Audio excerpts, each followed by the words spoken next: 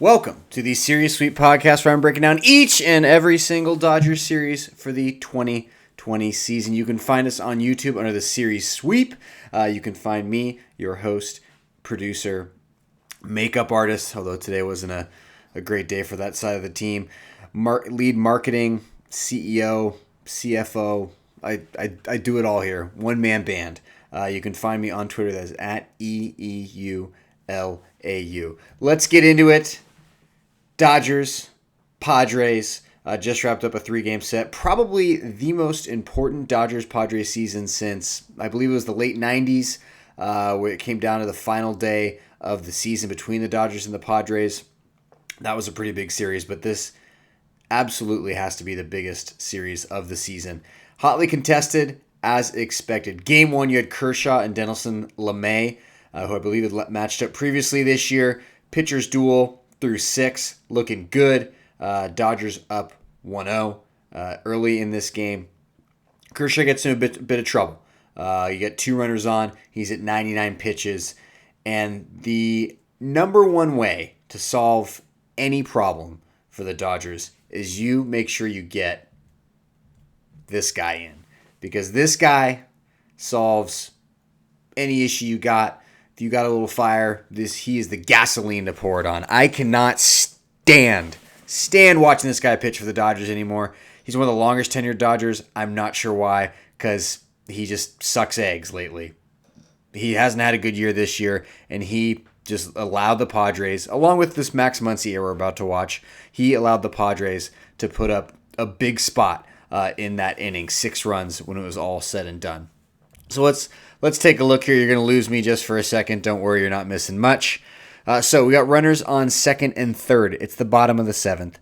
3-2, full count. Greg Garcia up. Pedro Baez, it's 12 pitches. He takes 2 minutes between every pitch. So this inning's taken at least 24 minutes up to this point. There you go, the extra baggy pants, as is tradition. Did I mention he takes way too long between pitches? Anyway, you got a nice Manscaped ad there too, in case you need one of those. So let's take a look here. Second and third. Here we go. Grounder to Muncy. Muncy's like, I gotta go home. I gotta go back to first. I gotta go home. Ah, you missed him. And why? Because Jurickson Profar is fast as lightning, and Max Muncy hesitates. Now, the thing I don't understand is the guy going to first has to get down the line. So you should be coming towards home plate. Never played first base in the pros. Just wanted to note that. You should be coming towards the plate. At the very worst, you can tag the guy at first and then make a close play at home. But instead, we get neither. You watch this again. Oh, nope, going back to first. Oh, nope, I suck at first. I'm going to throw it. We're way too late. Profar's too fast. It's a really tough situation. I think it also has a ton to do with you have Muncy who's played first, second, third. I think a lot of guys who play first every day would have made that play. I just think it's a tough spot, a really challenging scenario to be in. So that just kind of started everything rolling. Before you know it, both the Greg Garcia who got to first on that air scores, and it's just an avalanche. The next thing you know, the Dodgers are down 6-1, and the game is essentially over. Pedro Baez, your unofficial, not the sponsor reliever of the Series Sweep podcast, career highs in ERA this year, career highs in home runs over 9, career highs over strikeouts over 9, and fun fact, still Pedro Baez.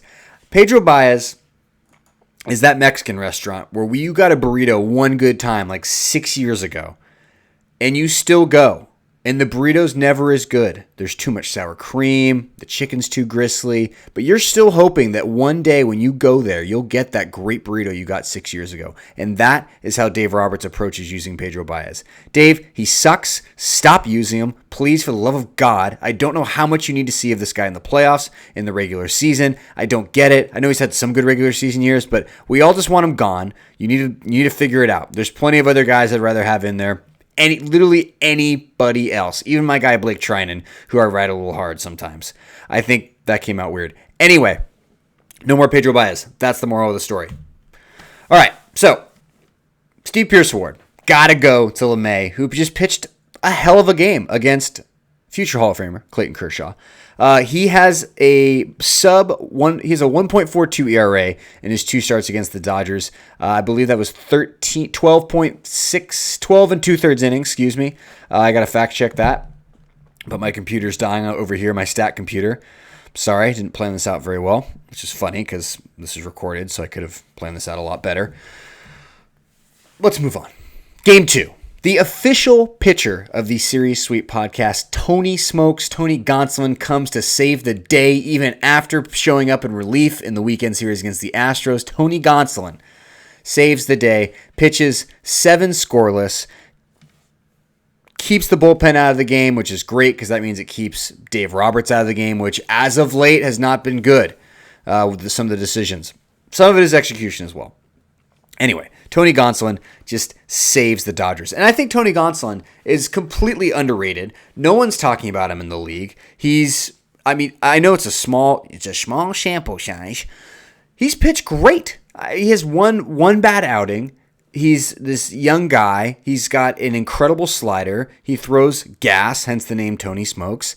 And his demeanor, this is what happens when you have a franchise that has built up a good farm system, has a good program. All the coaches throughout the entire system, from rookie league all the way up to AAA, up to the majors, are all on the same page. The messaging is all consistent. And you see this in the NFL, you see this in businesses, you see it all over the place with successful organizations, regardless of the industry. When you bring up a guy like Tony Gonsolin who has talent, he is ready for the moment. He does not look overwhelmed at any stretch of time. This is one of the best offenses of the league, and he threw 7 innings of incredible baseball. Incredible. Phenomenal. Now, the game-changing moment of this series, and this is going to sound weird because it was a very anxious moment. It was rough to watch.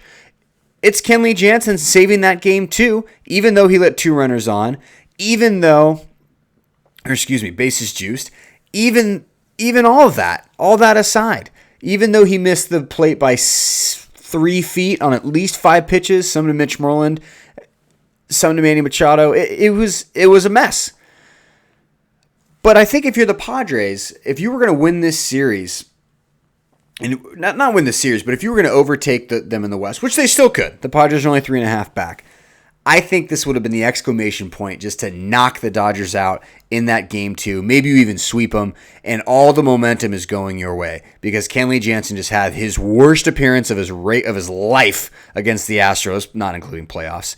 You had a chance to just lay one on the chin of the Dodgers and their closer by knocking them out in that game 2. So I think as soon as Kenley got that save, even though it was very touch and go that's being charitable, it was key for the Dodgers to get that save, and I think it completely changed the tide of the series. I think it gave them a lot of life for Game 3 today, which is a midday game. I think it was very important for Jansen to get that save for his confidence. I didn't love him pouting when AJ Pollock let that single drop into center field. Didn't love that, not one bit. It's like, Kenley, I don't think anyone else was making faces and had horrible body language when you were busy lighting the Dodgers on goddamn fire against the Astros. No one was pouting. So don't do that. It's a single. Don't pitch to contact. I do love, on the other side, I love the high and inside cutter against Jake Cronenworth, had him completely tied up. And Jake Cronenworth, I'm calling it right now, is going to be a Dodger killer for years, both with his glove and with his bat. Every time there's an important play or there's a play that doesn't go the Dodgers' way, it seems like Jake Cronenworth is involved. This was in the wrong spot. That is in the wrong spot. All right, so we'll go backwards a bit. Sorry about that. Production error. Dodgers win today 7-5. They were up big in this game, kind of let the rope go a little bit. The bullpen of the Dodgers pretty much just outplayed the bullpen of the Padres. And I think it definitely came down to details in this game. You had Castro, their new catcher, at least 2 pass balls, a bad throw to second against Betts. And Betts, who was just all over the Padres, putting pressure on him left and right. He was a big part of some of the traffic on the base paths during this series. I think it's just they showed a little bit of their immaturity in this Game 3, and they bullpen the hell out of it. I know the Dodgers bullpen the hell out of it, but it really felt like a spring training start with the way they inserted Dustin May kind of in the middle of the game after letting Brother Gatorade, Brusdar Graterol, open things up. The Padres did to the Dodgers this series, they did them a favor, and I'm going to explain why. The Padres put the Dodgers on notice, and we've seen it in these series against them, but they were half a game out of taking the top spot in the NL West from the Dodgers, which no one would even thought possible. They completely embarrassed us in game one because we looked really sloppy. I think the Padres did us a favor because I think the Padres brought out the best of the Dodgers that maybe we've seen during this regular season. And I'm not talking about being up on crappy teams, and I'm not talking about narrowly beating an Astros team in extras in Houston, which was a great game, and that was awesome to watch. But I think they're getting them, you talk about ramping up for the playoffs. I think the Padres help the Dodgers get in the right headspace, the right mental state for where they need to be in the playoffs. And that means we go back to the playoffs. All right, so NLDS, a little weird. So all the wild card games are going to be a 3-game series, best of 3. And the reason that's that photo of Gratterall is that was the photo that ESPN used to announce the headline photo to announce the playoff schedule. So shout out to Gratterall. I don't know if that chain's quite thick enough. It almost looks like a little baby snake is swinging around his neck. But anyway, wild card, they're going to be played at the higher seeds home stadium, all 3 games. Nice benefit. Good stuff. The NLDS will be played in Houston and Arlington. ALDS, as you can see, Los Angeles and San Diego. That's the Los Angeles Dodgers, the one true Los Angeles baseball team. The NLCS, Arlington. ALCS, Petco Park. And then the World Series will be Arlington. Don't love it. Think Globe Life Park leaves a lot to be desired for a brand new spanking stadium. But what's done is done. If you're going to complain about it, you should, because the stadium's just an absolute eyesore. It's 2020. They're playing in a bubble. It's just been a bizarre year. And if you have the stuff to do it all and take it all the way and take the championship this year, I don't think these obstacles should matter. I really don't. Everyone else is dealing with them. The same team is dealing with them. They're moving everyone around. I hope it doesn't screw up the start times for the games, especially for these West Coast teams. Luckily it's not like NBA where it's just West versus East, or else maybe be even a little easier. But you're going to have some weird start times, but it's been a weird season all along. What can I say? The Dodgers had a 1-10 game, a getaway game today, even though their game in Colorado, I believe, is at 6:40 tomorrow. Anyway, that's the playoff rundown, and we'll get closer to it. And three guys that have to show up in the playoffs if the Dodgers get to where they want to go. 3 dudes this year who have played like shit, to be honest. You got Walker Buehler, who has maybe 1.5 good starts. You have Cody Bellinger, who's hitting like below 230. And you have Max Muncy, who's also just been a disaster. Now, Bellinger and Muncy, they've hit for a little bit of power. However, we need those guys in the playoffs. You're not playing the Diamondbacks. You're not playing, you may play the Giants, which, by the way, that really scares me if we end up being the 1 and they end up being the 8. But we need those guys to show up, especially with you're essentially guaranteed to play the San Diego Padres in the playoffs. Even if, God forbid, which would suck, so it'd break the streak, even though you can kind of question the importance of it this year. It would break the streak for NL West division titles. But the Dodgers will be the 1 and the Padres will be the 4. And if the Dodgers somehow slip, that's where I was going. Sorry. If the Dodgers somehow slip to 2nd in the West, they'll have the best record of any of the non-division winners. So they'll be the 4 seed. And then hopefully they win their opening round, and then they're going to play the Padres in the first round, and then vice versa. They are on a collision course, and I cannot wait to watch it. I can't wait to follow Padres Twitter, which has become a kind of a rough place. Y'all are a lot to deal with. While we're on the subject of Twitter, I guess we have to get to Grisham's home run against Kershaw. I have no issue with Trent Grisham, pimping out on blasting a home run in that tight game, hitting a solo shot off a Hall of Famer, rivalry game, playoff implications, high-intensity series. No issue with it. No problem with it. I think it's great for the game. Everyone wants to get all offended about it and apologize for hitting a home run. This is the team that had to apologize for hitting a grand slam against the Texas Rangers. If you have an issue with the Grisham home run and the way he acted, which was pretty boisterous, I don't know what to do for you. You're living in the past. Get with it.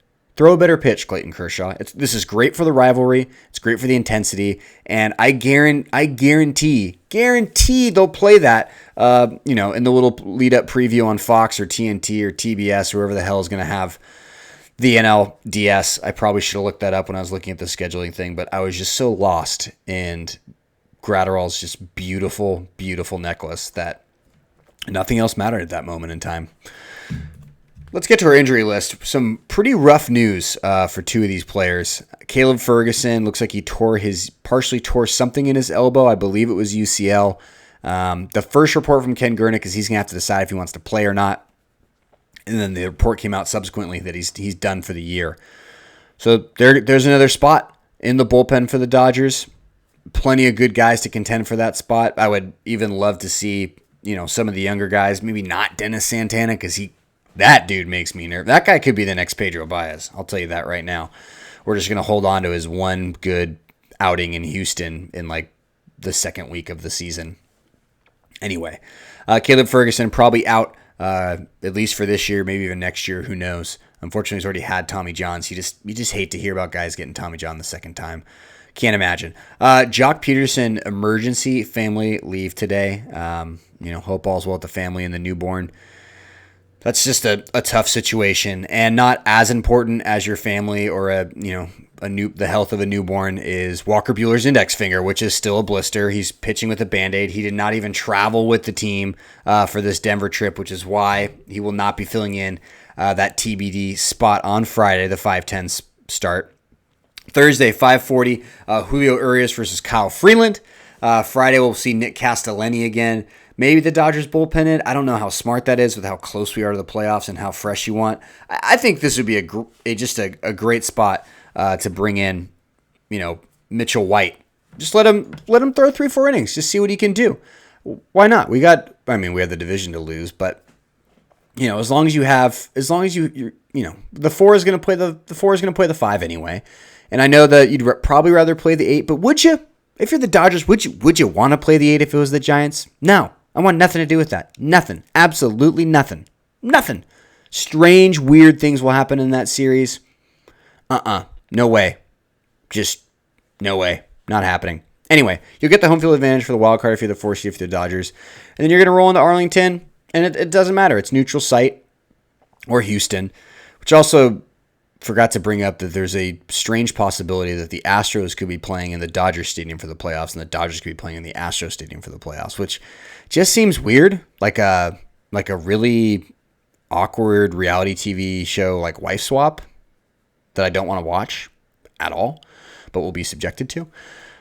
Saturday, 5:10, Kershaw versus TBD, and then Sunday, the official pitcher of the Series Sweep podcast, Tony Smokes Gonsolin versus Senzatella. My friends, that's it. Subscribe, rate, review, comment. I'm still looking for my actual blue and white hat. A little superstitious. They won the Padres game, so I'm going to keep rocking it for now. If the Laker-colored Dodger hat offends you, I'm sorry, but shout out to the Lakers who will be getting the Western Conference Finals on Friday against the Nuggets instead of the Clippers because they're overhyped. Anyway, thank you as always for watching. This is also available on Spotify, also available on SoundCloud, working on iTunes. But thank you as always for all the support and for watching. Go Dodgers, and I will see you on the other side.